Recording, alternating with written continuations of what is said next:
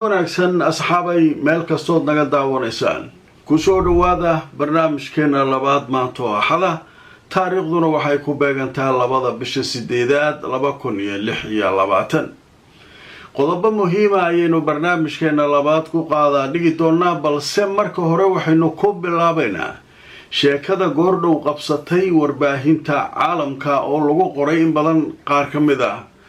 haddaba waxay ka mid tahay Al-Jazeera warbaahinada warkan wax ka qoray haddaba warkan marka muxuu yahay warkan waxa waaye xog ayaa laga helay warqad sir ah oo uu taliyaha ciidamada Mareykanka ee Yurub oo dhan qaabilsan uu u diray Donald Trump warqadaas Donald Trump waxay kala dooransiinaysaa laba arrin ilaalinta masaalixda Mareykanka ee gobolka bariga dhexe iyo ilaalinta Iran Israa'iil inuu ilaaliyo iyo in Mareykanka saldhigyadiisii Mareykanka gobolka bariga dhexe la ilaaliyo hubka aan haysano wax lagu difaacayo maba kala qaybsamo le adeero mid dooro Israa'iil inaan waardiyeeno ama in annaga iswaardiyeeno haddii annaga iswaardiyeynayna niraan Israa'iil Iran waxay ku qararamsanaysaa wax ka yar dhowr maalmood waa la dubanaa ayada dhan haddii la yiraahdo waa kala qaybinaynaana tabar ma hayno cidna ma difaaci karno markaas Israa'iilna wax kama tarno kuweenana wax kama tarno macnaha hubkii aan kala qaybinaynaa sida hadda aan sameeyno hadii aan sii ahaan marka Iran oo weerar weyn lagu qaaday iyo Iran oo gantaale iyo weerar weyn ku soo jawaabta labadaas arrin ay jirto iraadeen ma gali karno dagaalka naga jooji Iran ma isku taaba karno tabar ma hayno aan ku wax walba ku difaacno waxaan rabtaa in la difaaco Israa'iil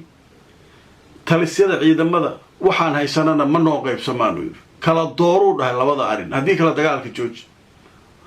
war weyn soo baxay u jeediyay nimanka Iiraaniyiinta niman sahlan ma waa laga baqay wallaahi waa laga baqay nimanka sida looga cabsaday nimankan weerar ku qaadaynaa si u banjaray ninkii Trump oo banjarsan la arkay saaki oo taayirkii lugtu ka banjaray gaariga kala shiiqay oo dhahay waa jooji waa ka baxay dagaal weyn ma ku qaadaa Iran ma marka hore yaa ka celi ma Iran ku bariday haddaba marka warqadan sirta ah ee cajiibka ah soo korortay aadaan idin la wadaago goordhow Al-Jazeera waxay qortay warbixin ay leedahay Washington waxa la kala dooransiiyay laba arrin oo adag ama amniga Israa'iil ama maslaxadda Mareykanka iyo danaha Mareykanka ee gobolka sheekadan marka yaa soo qoray risaala sirriya leeyahay waa warqad sir ah oo Pentagon-ka loo diray waxa u diray taliyaha ciidamada Mareykanka ee Yurub jooga ninka la yiraahdo Alexos waxaana loo sheegay Trump iyo Pentagon-ka in aysan ku filnayn Mareykanka inuu ilaaliyo Israa'iil iyo danaha Mareykanka khatarta sawaariikhda balastiga ee Iran darteed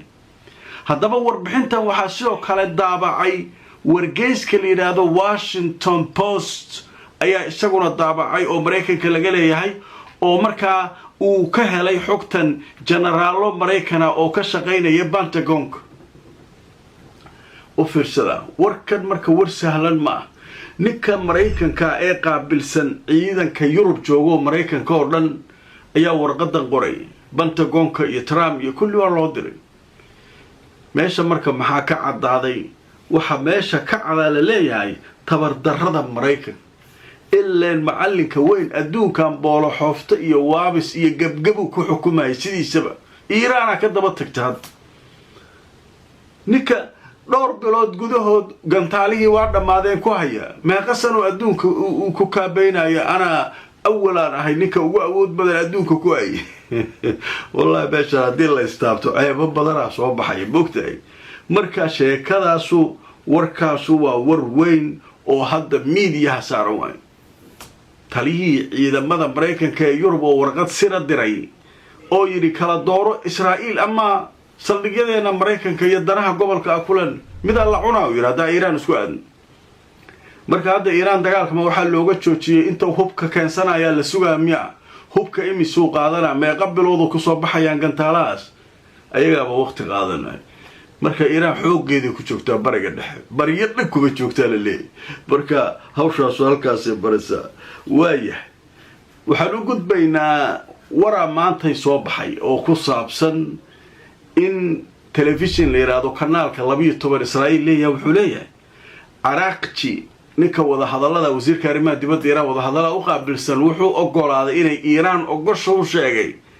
inuu marin biyoodka Hormuz furan yahay saasaa looga daayay weerarkii lagu qaadi lahaa kulaha annagu marxalad kale iyo adduunyo kale bal la hadlaynaa boogtahay waa dadkan waxay rabaan sheegayaan taliyii sirta warkiisi waa maqlayseen sababta loo joojiyay dagaalka midda ugu weyn waa midaas ilay falanqeeyayaashu warbaahinta Israa'iilna waji kale u dhigay waxa leedahay Iiraan ogolaatay in Hormuz ay furnaato maraakiibtu iska maraan saas darteeda dagaalkii cuslaa maanta looga daayay Iiraan ya ogolaanay sheekaas Araaqji haddaba markaan tuso warkan ka soo baxay dhanka Israa'iil haddaba warbaahinta Israa'iil waxa ka hadlayno waxay yiraahdeen Araaqji wuxuu waafaqay muqtaraxa ama hindise ku saabsan Hormuz oo lagu furayo diblomaasiyiin ayaa noo sheegay u leeyahay telefishinka Israa'iil ee 12 liiraado in wasiirka arrimaha dibadda Iiraan uu waafaqay hindisahan in markaa ay wadeen dhexdhexaadiyaasha kaasoo ku saabsan in la furo marinbiyoodka Hormuz si shuruud la'aan ay maraakiibtu isaga maraan hadiiba Iiraan ay si fudud ku furayso marinbiyoodka Hormuz maxay intaan u dagaalamayso sheekadaas marka waxay noqotay sheeko mala awaal waxba la iska sameeyay laakiin Iiraan maba ka harinba isla markii jawaab ku filan ayay soo saareen waa kana hadda la soo saaray waxa leeyahay warbixin ay soo saareen militariga Iiraan waxay sheegeen in warbixinta lagu sheegay in la furayo marinbiyoodka Hormuz ay tahay warbixin kaadiba ah oo been ah oo waxba ka jirin warkan waxa ka jawaabtay wakaaladda wararka Faris la yiraahdo ee Iiraan ay leedahay oo soo xiganaysa mas'uuliyiin militariga Iiraan ka tirsan waxay sheegeen sida warbaahinta la isla dhaxmarayay saakay in marinbiyoodka Hormuz Iiraan ay furtay ay tahay mid aan waxba ka jirin oo been ah mana mari karaan markab aysan Iiraan aysan raali ka ahayn oo idamkeeda aan wadanin halka ma gudbi karelay wax furan male waxa la sheegaa waa wax kama jiraan ee leedahay Iiraan marka sheekadaas iyaduna wararka cusub ay ka mid tahay Iiraan waxa leedahay Hormuz wali waa alkatinaatu katinadeena ku xiran leedahay meeshaas halkaas u baraya sheekada kale yaab kale ugu dambaysa barnaamijka ku soo qaadanayno waxay tahay wasiirkii arrimaha dibadda Qatar telefoonkiisa meel kala dhiga ma lagu leeyahay wasiiradii khaliijka oo dhan soo wacay Qatar iyo Pakistan iyo soo dhexdhexaadinta kuma jiraan soo xaalka ma xumayno waa la isgaraaca gobolka dhan waa la hulcinaa soo laba dhina kii Sacuudiga hadheen kii kala hadheen markuu kan ka baxaba kana soo galaa akhiyo xaalku intuu maraya sidee xaaladu Qatar waxa la weydiinaa madegta hawshi bisi wali jugta iska gelina xagee galna ma kala cararna ma taadna sheekada iyo dhul gariirka ka dhacay xalay meesha la yiraahdo bariga dhexe iyo sheekada laga sameeyay ninkan wasiirka khaarijiya oo maartay Qatar waa la yaabaya haddaba markaan dadku soo wararkii ugu dambeeyay ra'iisul wasaaraha Qatar